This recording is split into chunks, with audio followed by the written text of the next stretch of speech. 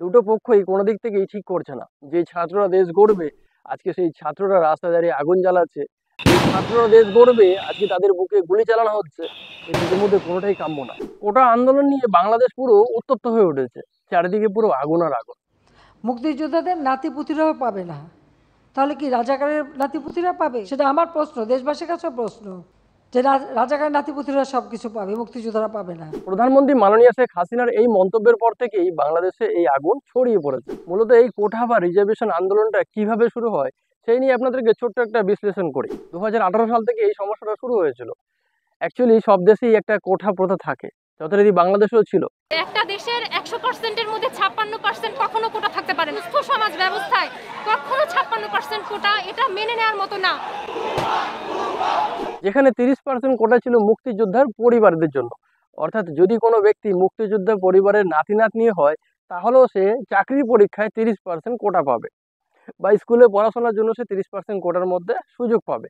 এই প্রথাটাকে নিয়ে অনেকদিন ধরেই আন্দোলন চলছিল বাংলাদেশে।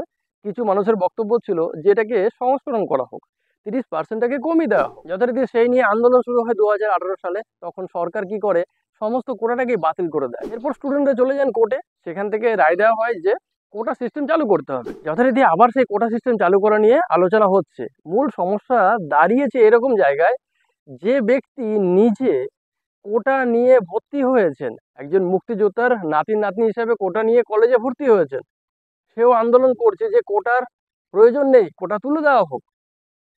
একদিকে কিছু মানুষ বলছে যে আমরা মুক্তিযোদ্ধা পরিবারের মানুষ, আমরা কোটা চাইছি, কোটা দেওয়া হোক।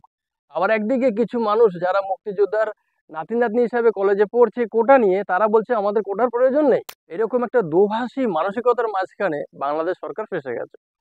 তারা চেষ্টা করছিল সেখান থেকে বেরোবার জন্য, কিন্তু বিগত কিছুদিন আগে বাংলাদেশের প্রধানমন্ত্রী মাননীয় শেখ হাসিনার এই মন্তব্যের পরে মুক্তিযোদ্ধাদের নাতিপুতিরাও পাবে না, তাহলে কি রাজাকারের নাতিপুতিরা পাবে? যে ছাত্ররা শান্তিপূর্ণভাবে আন্দোলন করছিল, তারা বলতে চাইছে আমরা তো আমাদের অধিকার চাইতে এসেছি, আর আপনি আমাদেরকে রাজাকার বানিয়ে দিলেন।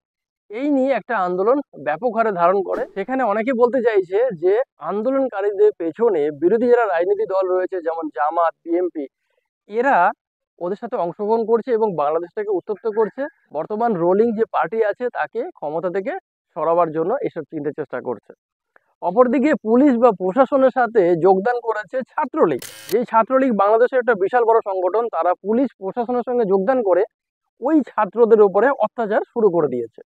অর্থাৎ ছাত্রদের মারামারি হচ্ছে, মাঝখান থেকে পুলিশও মারধর করছে। এভাবেই বাংলাদেশে ধ্বংস হচ্ছে আজকের যুব সমাজ, প্রাণে মারা যাচ্ছে আজকের শিক্ষার্থীরা। আমি একটাই কথা বলবো, কোটা থাক আর না থাক পরের বিষয়, কিন্তু কোনোভাবেই ছাত্র সমাজ বা যুব সমাজ এভাবে ধ্বংসের পথে এগিয়ে যাবে সেটা কখনই কাম্য না।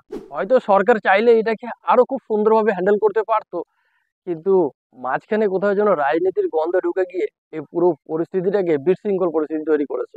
যাই হোক, সবশেষে এটাই বলবো, ছাত্ররা হচ্ছে দেশের ভবিষ্যৎ। তারা কখনই রাস্তায় দাঁড়িয়ে কোনো জিনিসে আগুন জ্বালাতে পারে না। তাদের উপরে কখনোই বুলেট চলা উচিত না। দুটো পক্ষই কোনো দিক থেকেই ঠিক করছে না। যে ছাত্ররা দেশ গড়বে, আজকে সেই ছাত্ররা রাস্তায় দাঁড়িয়ে আগুন জ্বালাচ্ছে। যে ছাত্ররা দেশ গড়বে, আজকে তাদের বুকে গুলি চালানো হচ্ছে। এই দুটোর মধ্যে কোনোটাই কাম্য না। আমি মনে প্রাণে এটা আশা করছি যে বাংলাদেশ খুব তাড়াতাড়ি শান্তিতে ফিরে আসবে। বাংলাদেশ আবার আগের মতন নিজের প্রগতিকে আগে এগিয়ে নিয়ে যাবে। ভালো থাকবে সবাই।